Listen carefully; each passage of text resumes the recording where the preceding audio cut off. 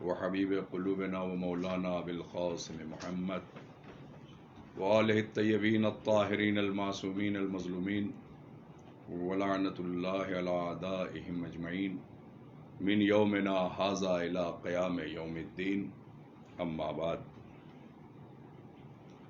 فقد قال اللہ تعالی فی کتابہ المبین وهو اصدق الصادقین وقولہ الحق بسم اللہ الرحمن الرحیم یا ایہا الرسول بلغ ما انزل الیک من ربک ان لم تفعل فما بلغت رسالتہ واللہ یعصمک من الناس۔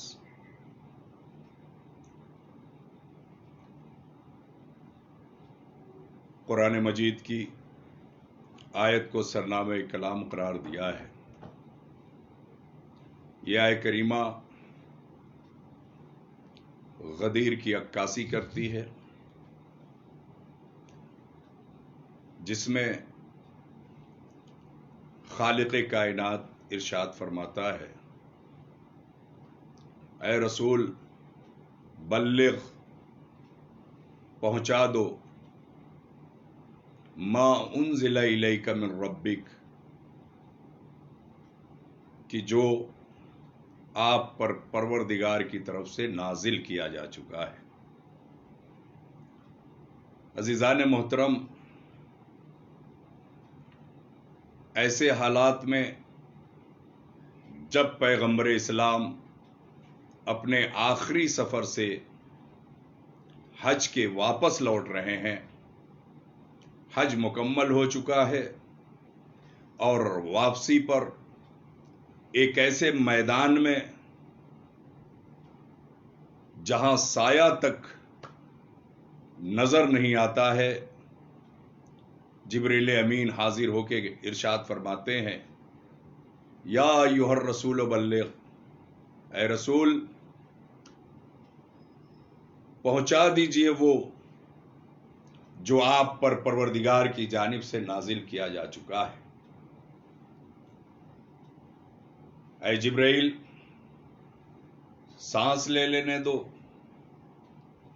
ابھی حج کی تکان اور پورا سفر باقی ہے، کہیں اطمینان سے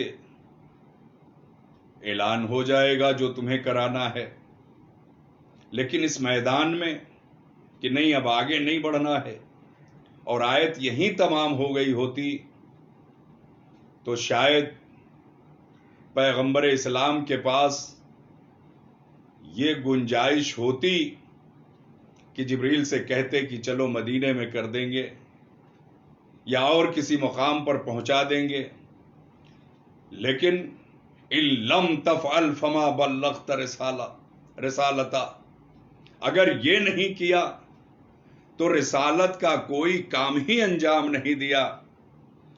آیت کے اس ٹکڑے نے پیغمبر اسلام کو رکنے پر مجبور کر دیا، اور آیت اور آگے بڑھی کہ اللہ کے رسول گھبرائیے مت، پریشان مت ہوئیے، اگر آپ لوگوں کے شر سے ڈر رہے ہیں تو اس کی فکر آپ کو نہیں کرنی ہے، اللہ آپ کو لوگوں کے شر سے محفوظ رکھے گا۔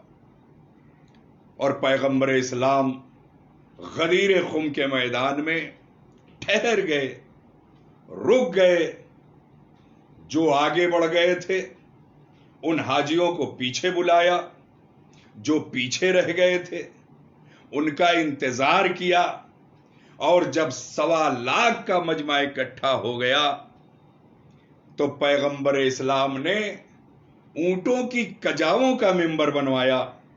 عزیزان محترم، 1.25 لاکھ کا مجمع ہے، 1000 2000 کا نہیں، لیکن جو لوگ مجمع سے تعلق رکھتے ہیں انہیں اچھی طرح معلوم ہے کہ 1.25 لاکھ مجمع کو خطاب کرنے کے لیے کتنی بلندی چاہیے۔ بڑی توجہ عزیزان محترم، تو پیغمبر اسلام کو 1.25 लाख मजमे को खिताब करना है। खास तौर से आज के जमाने में हिंदुस्तान और पाकिस्तान के पॉलिटिकल लोगों को बड़ी आसानी से ये बात समझ में आ जाएगी कि लाख और 1.25 लाख लोगों को खिताब करने के लिए कितनी बुलंदी चाहिए।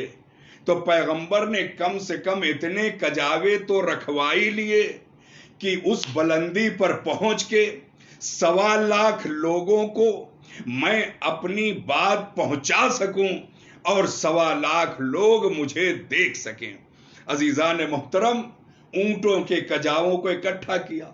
मैं ये नहीं कहता कि 1.25 लाख ऊंटों से कजावे उतार लिए गए, लेकिन इतना जरूर कहता हूं कि पैगंबर ने वो कजावे तो जरूर उतार लिए जो हर मौके पर राहे फरार इख्तियार कर लेते थे। उनके कजावों को उतरवा के पैगंबर ने उन कजाओं का मिंबर बनवा लिया कि न कजावा होगा न बगैर कजावे के ये ऊंट पर भाग सकेंगे। और उन लोगों को पैगंबर इस्लाम ने इकट्ठा किया, और जब सारा मजमा इकट्ठा हो गया, आगे के हाजी पीछे आ गए, पीछे के हाजी मुकाम तक पहुंच गए, तो पैगंबर इस्लाम मिंबर पे तशरीफ ले गए।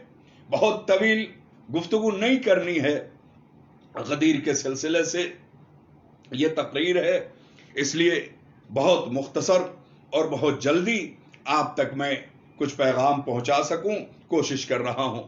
पैगंबर इस्लाम मिंबर पे तशरीफ ले गए और तवील खुतबा दिया। और खुतबा जाहिर है लोग कहते हैं साहब 1.25 लाख का मजमा था, लाउड स्पीकर का जमाना नहीं था, पैगंबर इस्लाम की बातें आखिर 1.25 लाख कानों तक कैसे पहुंचती।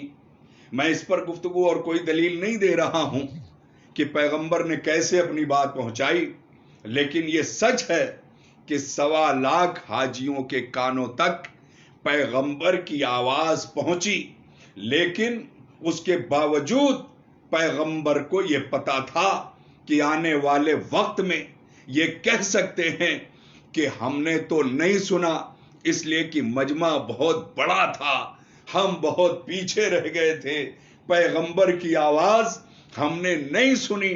लिहाजा पैगंबर ने मिंबर पर अली को उठाया और हाथों पर बुलंद करके दिखाया कि जो लोग ये कहें कि हमने नहीं सुना, उनसे पूछना कि ठीक है नहीं सुना, लेकिन पैगंबर ने जो दिखाया वो देखा कि नहीं देखा।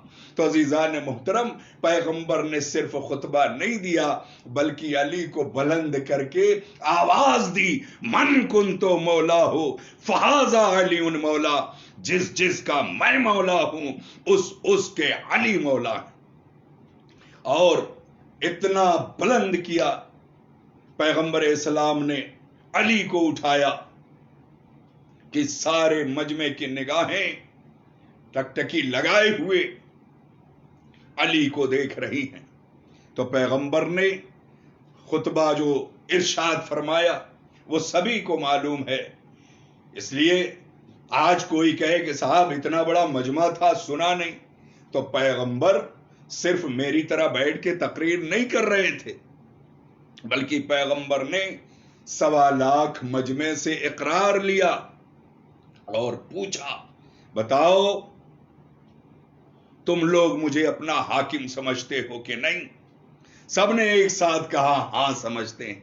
बड़ी तवज्जो, इसका मतलब कि पैगंबर ने समातों का इम्तिहान भी लिया और इकरार भी कराया कि तुम मुझे सुन रहे हो और मैं तुम्हें सुना रहा हूं और तुम गवाही भी दे रहे हो।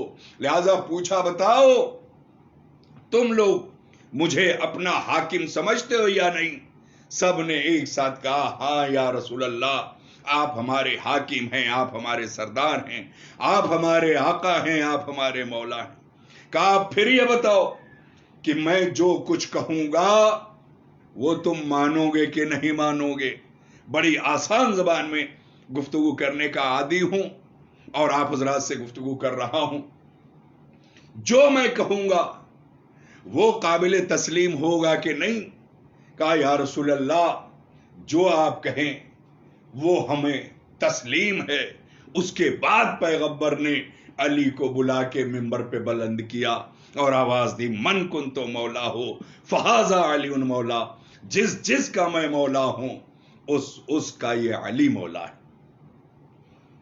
عزیزان محترم، غدیر خم کا میدان، اب تفصیل میں نہیں جانا کہ اتنے بڑے میدان میں کیسے تیاری ہوئی، کیا کیا پیغمبر اسلام نے، لیکن یہ طویل خطبہ ساری کتابوں میں موجود ہے، اور پیغمبر اسلام کی یہ حدیث آج شیعہ سنی کسی بھی مسلک کا عالم ہو سب کو قابل قبول ہے، اور میں دوسری بحث میں نہیں جاتا، اس لیے کہ مولا کے معنی میں لوگوں نے بڑی تعویلیں پیش کی ہیں، میں اس پر بھی گفتگو نہیں کر سکتا، اس لیے کہ دامن وقت گنجائش نہیں دے رہا ہے۔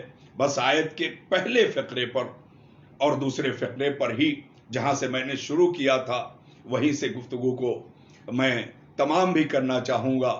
یا ایھا الرسول بلغ ما انزل الیک من ربک۔ عزیزان محترم، یہ کوئی نیا کام نہیں کرنا تھا پیغمبر اسلام کو۔ آیت بتا رہی ہے کہ پیغمبر کو جو حکم دیا گیا ہے یا حکم دیا جا رہا ہے یہ کوئی نیا پیغام نہیں ہے، بلکہ یہ وہ پیغام ہے جو پیغمبر اسلام کو پہلے بتایا جا چکا ہے۔ آپ جبریل کو دیکھیں، بھئی جبریل آیا ہے اور کہہ رہا ہے کہ وہ پہنچا دیجئے جو آپ پر نازل ہو چکا ہے۔ اگر پلٹ کے جبریل سے پوچھا جائے اے جبریل آخر وہ کون سا پیغام ہے، وہ کون سی بات ہے جو آج تو لے کے آیا ہے، عجب نہیں جبریل آواز دے یہ راز کی بات ہے، یہ تو مجھے بھی پتا نہیں، یہ بات یا تو رسول جانتے ہیں یا ان کا اللہ جانتا ہے۔ عزیزان محترم، پھر سوال یہ اٹھتا ہے کہ سارا پیغام جبریل لایا، آج جو پیغام لایا وہ اوپن نہیں ہے، بلکہ نبی سے کہہ رہا ہے جو آپ کو بتایا جا چکا ہے، جو آپ پر نازل کیا جا چکا ہے وہ بات آپ پہنچا دیں۔ یہ گفتگو بتا رہی ہے کہ آج گفتگو راز کی ہو رہی ہے، آج کی گفتگو یہ ثابت کر رہی ہے کہ یہ ضرور راز و نیاز کی بات ہے۔ عزیزان محترم، میں آپ کی خدمت میں عرض کروں کہ آخر یہ راز و نیاز کب کا ہے، یہ کب کی گفتگو ہے، یہ کب کی بات ہے جو جبریل امین کو بھی نہیں پتا ہے، اور جبریل کہہ رہے ہیں وہ بات جو آپ کو بتائی جا چکی ہے وہ آپ کو پہنچانے کا حکم ہے، اور تیور بدلے ہوئے ہیں۔ مزمل نہیں کہا، مدثر نہیں کہا، بلکہ اے رسول یا ایھا الرسول بلغ، اے رسول وہ پہنچا دیجئے جو آپ پر نازل کیا جا چکا ہے۔ عزیزان محترم، اس کا مطلب یہ ہے کہ کوئی موقع ایسا ضرور ہے جہاں درمیان میں جبریل بھی نہیں تھے اور راز و نیاز کی بات پروردگار سے ہوئی ہے۔ عزیزان محترم، وہ موقع میں آپ کو یاد دلانا چاہوں گا کہ وہ موقع لوگ کہتے ہیں کہ صاحب معراج کا راز کیا ہے؟ معراج کا راز یہی ہے جو جبریل امین غدیر خم میں آ کے پیغمبر اسلام کو روک کے کہہ رہے ہیں یا ایھا الرسول بلغ ما انزل الیک من ربک۔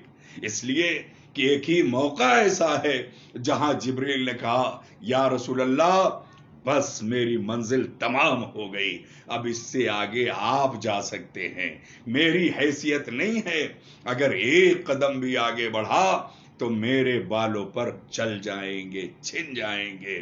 عزیزان محترم، اب رسول تھا اور رسول کا اللہ تھا، لیکن پیغمبر اسلام جب معراج سے واپس ہوئے اور لوگوں کے درمیان بیٹھے، اصحاب کا مجمع ہے، اور جب معراج کی باتیں کر رہے تھے تو پیغمبر نے کہا کہ راستے میں ایک شیر ملا، اس شیر نے میرا راستہ روکا.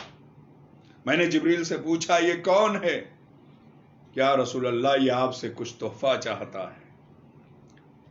جب تک اسے تحفہ نہیں دیں گے یہ آپ کے راستے سے نہیں ہٹے گا. پیغمبر اسلام نے انگوٹھی نکالی اور اس شیر کے حوالے کی. شیر راستے سے ہٹا، پیغمبر آگے بڑھ گئے. عزیزان محترم، یہ اکیلے اور تنہائی کی بات نہیں ہے. اصحاب کے درمیان مولائے کائنات اٹھے، کہا یا رسول اللہ وہ انگوٹھی یہی تو نہیں ہے. عزیزان محترم، اس کا مطلب یہ ہے کہ اس راز و نیاز کی گفتگو میں انگوٹھے کا بہت بڑا رول ہے. اور جب پیغمبر اسلام جبریل کی منزل تمام ہو گئی، آگے بڑھے اور آگے بڑھے تو ایک آواز آ رہی تھی، ادنو منی، میرے حبیب اور قریبا اور قریبا اور قریبا. پیغمبر اسلام نے کہا یہ آواز تو جانی پہچانی لگ رہی ہے. اس کے بعد پردے کے پیچھے سے ہاتھ نمودار ہوئے. شاید یہیں پر مسلمانوں سے غلطی ہوئی اور انہوں نے اللہ کو ہاتھ پیر والا بنا دیا. انہیں یہ نہیں پتا کہ ید اللہ کوئی اور ہے. عزیزان محترم، ہاتھ کو بھی پہچانا، ہاتھ کی لکیروں کو بھی پہچانا اور انگوٹھی کو بھی پہچانا. اور راز و نیاز کی گفتگو ظاہر ہے جب وہاں کوئی نہیں تھا، رسول تھے، یا وہ ہاتھ تھا، یا وہ انگوٹھی تھی، یا وہ آواز تھی جو پردے کے پیچھے سے آ رہی تھی. مطلب کیا ہے؟ اللہ نے بلا کے پیغمبر اسلام کو ہاتھ بھی دکھایا، انگوٹھی بھی دکھائی، آواز بھی سنائی کہ اے رسول یہ آواز یاد رکھنا، اے رسول یہ ہاتھ یاد رکھنا، اے رسول یہ انگوٹھی یاد رکھنا. کل کو میں یہ سننا نہیں چاہتا کہ میں نے کیا کہا تھا. اور وہ منزل آ گئی جب جبریل امین غدیر خم کے میدان میں حاضر ہو کے آواز دیتے، یا ایھا الرسول بلغ ما انزل الیک من ربک ان لم تفعل فما بلغت رسالتہ واللہ یعصمک من الناس. اے نبی ٹھہر جائیے، اے رسول رک جائیے، پہنچائیے وہ پیغام جو آپ کے اوپر نازل کیا جا چکا ہے. اور یہ نہیں کیا تو رسالت کا کوئی کام انجام نہیں دیا. اور پیغمبر غدیر خم کے میدان میں رک گئے کہ اللہ آپ کو لوگوں کے شر سے محفوظ رکھے گا. اور پیغمبر نے منبر پہ پہنچ کے خطبہ ارشاد فرما کے علی کو اٹھا کے آواز دی، من کنتو مولا ہو فہذا علی مولا. میں جس کا مولا ہوں علی اس کے مولا ہے. لہذا غدیر کا دن آج ہمارے لیے عید کا دن اسی لیے ہے کہ آج نعمتیں تمام ہو گئیں. اللہ نے اس اعلان کے بعد دین کو مکمل کر دیا، الیوم اکملت لکم دینکم واتممت علیکم نعمتی ورضیت لکم الاسلام دینا. آج کے دن اللہ نے نعمتیں تمام کر دی اور اللہ دین اسلام سے راضی ہو گیا. اور اس رضا مندی اور اس خوشی کی بنیاد پر اس عید سے بڑی کوئی عید نہیں ہے. لہٰذا میں انہی جملوں کے ساتھ تمام مومنین جو مجھے سن رہے ہیں یا جب تک میری آواز جہاں تک پہنچ رہی ہے، میں ان کی خدمت میں مبارکباد پیش کرتا ہوں عید غدیر کی، اور شکریہ ادا کرتا ہوں الغروی چینل کے ہمارے تمام ساتھیوں کا، تمام ذمہ داروں کا کہ انہوں نے یہ مجھے موقع دیا. تھوڑی سی ٹیکنیکی پرابلم کی وجہ سے یقیناً مجھے آنے میں دیر ہوئی، اس کے لیے میں معذرت چاہتا ہوں. بہت بہت شکریہ.